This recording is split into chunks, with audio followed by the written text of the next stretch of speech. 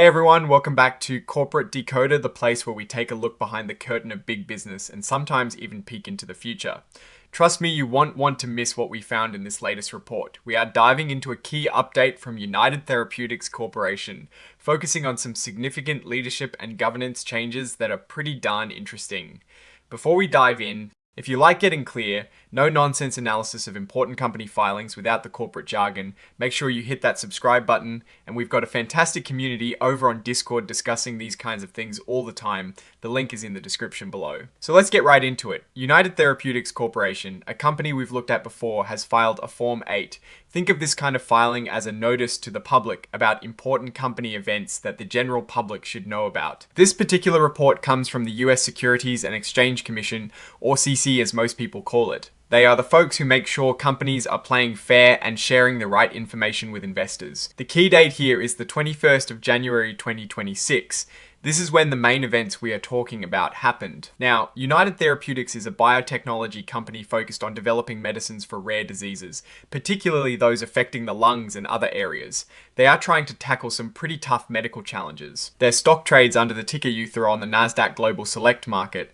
It is worth knowing what they do because it gives context to any changes they make. The first major announcement is under item 5.02. This section typically deals with changes in a company's top leadership or board of directors, and that is exactly what we're seeing here. The big news is that the board of directors decided to grow its size, bringing on a new member, Dr. Kevin J. Tracy. This means they now have 13 directors overseeing the company. Bringing in a new director is always a significant event. It can signal a shift in strategy, a need for specific expertise, or simply an effort to bring fresh perspectives to the table. It is noted that Dr. Tracy won't be joining any board committees right away.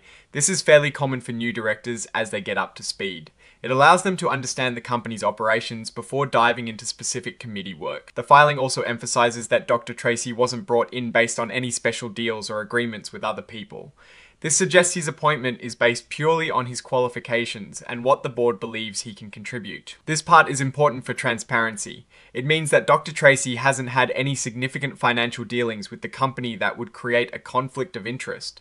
This is standard practice to assure investors that a new director's judgment won't be clouded by personal financial ties. Now, let's talk about how they are compensating Dr. Tracy. He has been awarded 1,220 restricted stock units. These are like promises of company stock that he'll receive over time, usually tied to staying with the company and meeting certain performance goals. It is a way to align his interests with those of the shareholders. These grants follow the company's typical pay structure for directors who aren't full-time employees. The details of this program are publicly available from their previous shareholder meeting filings. He will continue to be compensated according to that same program for his ongoing work. They've also signed a standard agreement that protects directors and officers from personal financial loss if they are sued because of their actions while doing their job for the company. This is a normal risk management tool. Next up, we have item 5.03. This section covers changes to the company's foundational legal documents, like its bylaws or articles of incorporation. The board has approved changes and restated their bylaws, which are essentially the internal rulebook for how the company operates. This is the 11th amended and restated bylaws, meaning they've updated them before. Let's look at the key changes they've made to these operating rules. First, they've changed rules about how shareholders can nominate directors. They are adding a process where shareholders can fix mistakes in their nomination paperwork if they catch them early enough. This makes it a bit easier for shareholders to participate in governance. They've also removed a rule that allowed the board to demand a vote of more than a simple majority for certain decisions, unless the law or the company's charter said otherwise. This change likely means more decisions will be made with a standard majority vote, potentially giving shareholders more direct influence on those matters. This is a big one. They've significantly lowered the bar for shareholders to change the bylaws. Previously, it took a supermajority of 80% of the votes to amend the bylaws.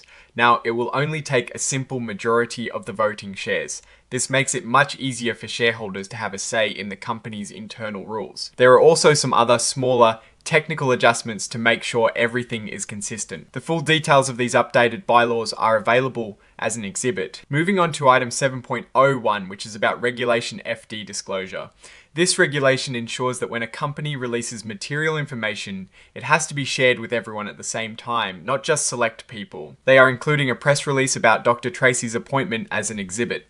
This means public announcement has been made, and it is being formally filed. This is a bit of legal fine print. They are saying that this particular information is being shared, but not formally considered filed, in a way that would make them liable under certain sections of securities law. It is a way to provide information without taking on specific legal responsibilities for it, common for public relations items. Finally, item 9.01 lists the exhibits that are part of this filing. Here we see the key documents attached, the updated bylaws and the press release. There is also an exhibit for an interactive data file, which is for electronic filing purposes. Now, looking at this filing holistically, United Therapeutics Corporation isn't presenting any major financial shifts or dramatic strategic moves in this particular announcement. It's more about strengthening their corporate governance and leadership structure. The appointment of Dr. Tracy, a medical doctor, to the board suggests a continued focus on the scientific and medical aspects of their drug development. The changes to the bylaws, particularly lowering the threshold for shareholder amendments, are a positive step towards greater shareholder democracy. It signals that the company is being more receptive to shareholder influence over their governance. While there are no direct financial numbers to dissect here, these governance improvements can indirectly impact the company's long-term health. A well-governed company with aligned leadership and an engaged shareholder base is often better positioned to navigate challenges and capitalize on opportunities. The fact that they were transparent about Dr. Tracy's compensation and lack of conflicts of interest builds trust. So, what is my take on this? United Therapeutics is making smart, albeit quiet, moves to solidify its foundation. They are not making risky bets apparent here, but rather refining their internal processes and leadership. The shift towards easier bylaw amendments is a clear win for shareholders looking for more say. It is a sign of maturity and good governance. The main risk, as always with biotech, lies in the success of their drug pipeline, which this filing doesn't directly address. But for now, they appear to be on solid ground operationally and structurally. Alright? That is our breakdown of United Therapeutics Corporation's latest filing. What is your take on these governance changes and what they signal for the company's future? Drop your thoughts in the comments below. If you found this analysis valuable, hitting that like button really helps us out, and be sure to subscribe for more deep dives into corporate America. And don't forget to check out the Discord link in the description to join the conversation. Thanks for watching. See you next time.